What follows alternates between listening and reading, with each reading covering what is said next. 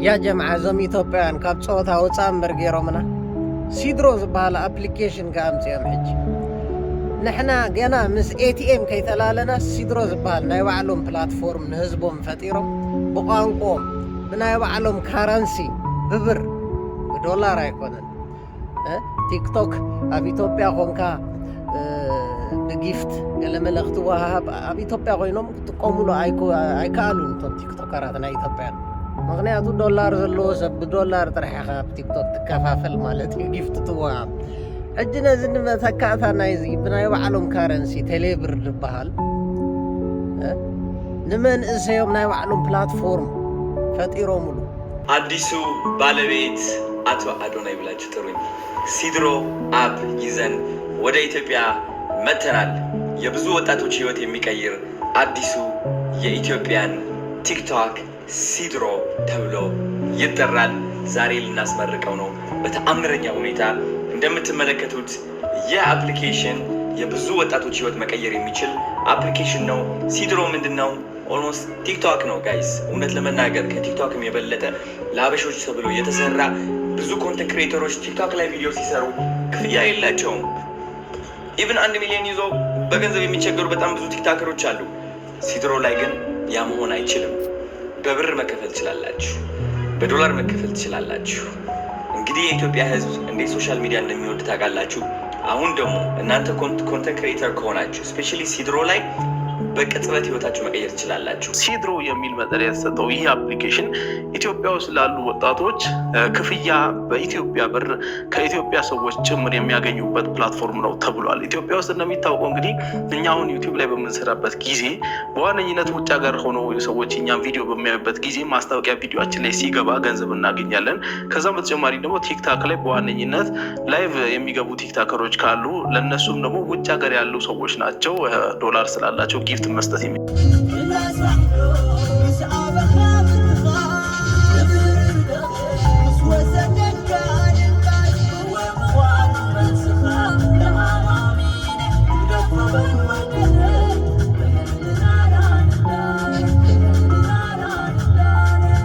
ሓደ ጭውድ በል ኣብ ሃገረሰብ ዝነብር ሰብ ኣብ ገጠር ዝነብር ኢትዮጵያዊ ክጥቀመሉ ዝኽእል ሰብ ፕላትፎርም እዩ ማለት እዩ። ኣይገርምን? نحنا خاقنا مس ATM ليلا يقبرنا تاي ATM أبتقى ATM كون قاعد السالسي كلتشحنا أغفاي ميرترا كينا ليلا مس ATM يبلنا you see the difference كاب صوتا وصاقيرو من عمله أبي إثيوبيا تنبر سدتنا إيرتراوي داير حجي گنزب سدد الله $100 قال ملز بهالنجر خنسمع عندنا خبا توحد سب بمليونات تقولوا السغا $50 سريحها بس سيدروم دو قال مقنا حجي 4 معل تريفولو نخجمر لعلي 100 شي حسابات داونلود جيروم مولو وبالنيرو تي امباسادر ناي سيدروم مالدي ሲድሮ አፕሊኬሽን በአንድ ቀን ውስጥ ብቻ ከ100,000 በላይ ተጠቃሚዎች አግኝቷል።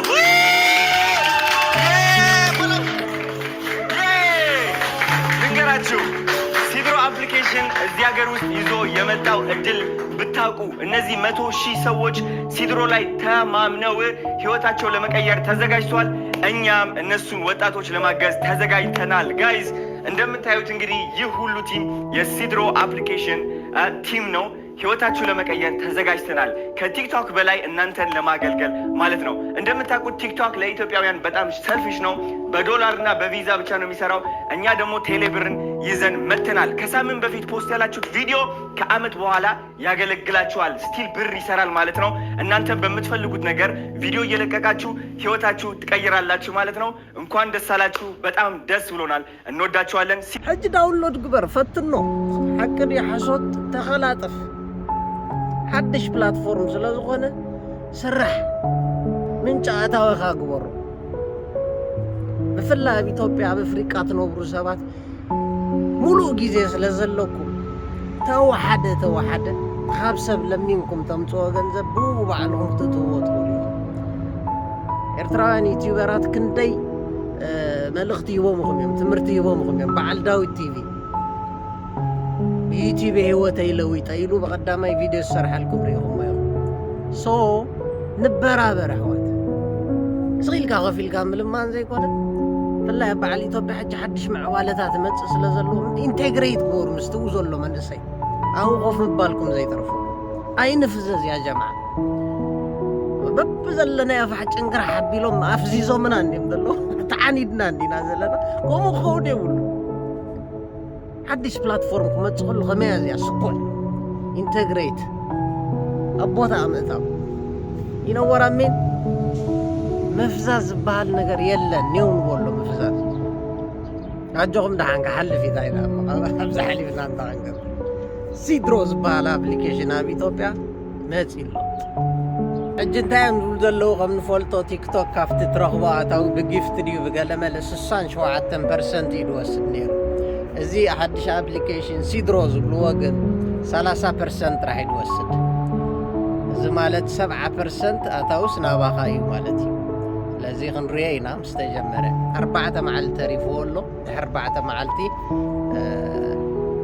ላይፍ ክኸውን እዩ ማለት እዩ ሕጂ ግን ክሳብ 100,000 ዝኾኑ ዳውንሎድ ተገይሩ ኣሎ እዮም ዝብሉ ዘለዉ ድሕሪ 4 መዓልቲ ግን ኩሉ ሰብ ስርሑ ክጅምር እዩ ስለዚ ሓድሽ ፕላትፎርም ስለ ዝኾነ ካብ መጀመርታ ምስቲ ዘሎ ህዝቢ ብሕጂኻ ዳውንሎድ ጌርካ ኣካውንትኻ ከፊትካ እንታይ ምዃኑ ፕላትፎርም ምጅማር ዝውረዘ ከምዚዩ ዋሕድ ኔጌቲቭ ወረኒ ዝውረ ኣይትፍራሕ ድሕሪት ዘትርፈና ኩሉ ግዜ ፍርሒ 9% ኣብ ኣካላትና ወይ ኣብ ርእስና ሃፐን ዘይከውን ነገር እዩ ዘፍርሐና ንሕና ኢልካ ፍርሕ ማለት እዩ ስለዚ ወረ ወዲ ወረ ከይሰማዕኻ ያስ ድወይት ይሄን አፕሊኬሽን የሰራው ድርጅት ደግሞ ሼር ይወስዳል ማለት ነው።